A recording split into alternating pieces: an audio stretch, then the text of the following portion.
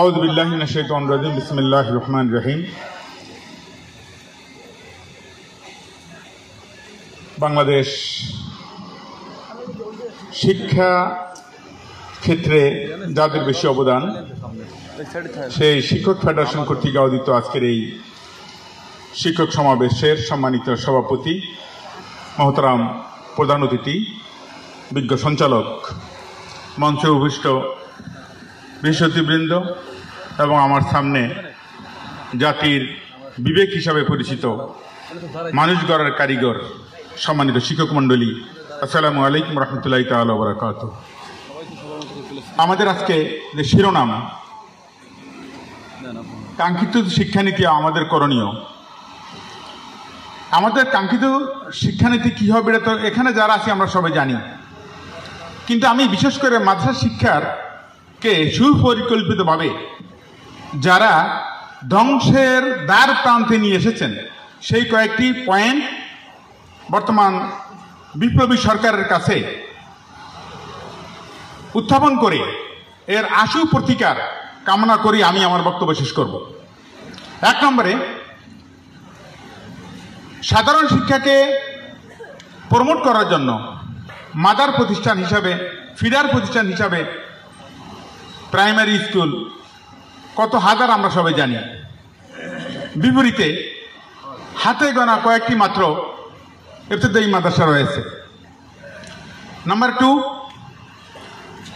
দাখিল পাস করার পরে কলেজে যখন ভর্তি হবে, কলেজে যাওয়াটা একেবারে সহজ, কিন্তু স্কুল থেকে ম্যাট্রিকে পাস করার পরে কোনো ছাত্র তখন ইচ্ছা করলো মাদ্রাসায় যেন আমি আলেমে পড়ব, আরবি তার যত জানা থাকুক না কেন, নীতিটাই এমন করে করা হয়েছে দাখিল পাস করার পরে কলেজে যেতে পারবে, কিন্তু স্কুল থেকে ম্যাট্রিক পাস করার পরে তার আর মাদ্রাসায় আসার সুযোগ নেই।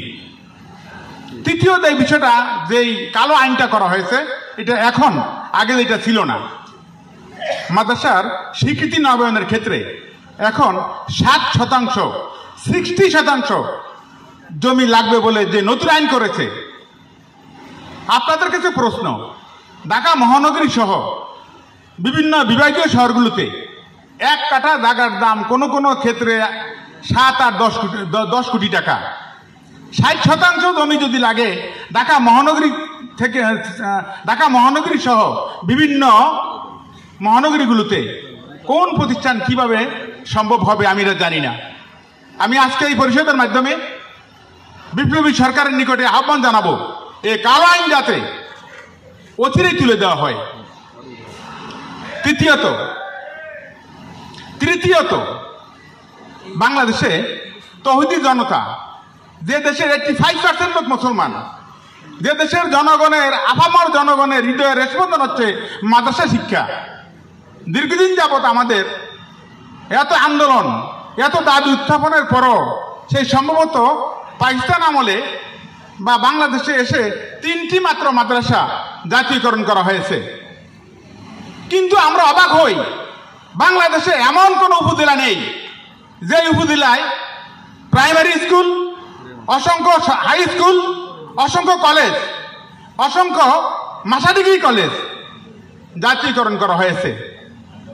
3টি মাদ্রাসা তো ছাড়া কোনো একটি থানায়ও নেই, একটি জেলা যদিও হয়, জেলাতেও যদি হয় এবং যদি মহানগরীতে হয় তাহলে আরো অসংখ্য শিক্ষা প্রতিষ্ঠান জাতীয়করণ করা সম্ভব ছিল মাদ্রাসার।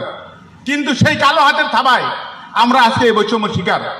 সম্মানিত সুধী মণ্ডলী, বিজ্ঞ বিচারক মণ্ডলী, আমার সম্মানিত বিশেষ প্রধান অতিথি এবং বিশেষ অতিথিবৃন্দ, আপনাদের মাধ্যমে আমি এই উদাত্ত আহ্বান জানাতে চাই যে এই কালো হাতের থাবায় আজকে মাদ্রাসা শিক্ষাকে ভঙ্গুর করে এই অবস্থায় নিয়ে এসেছে।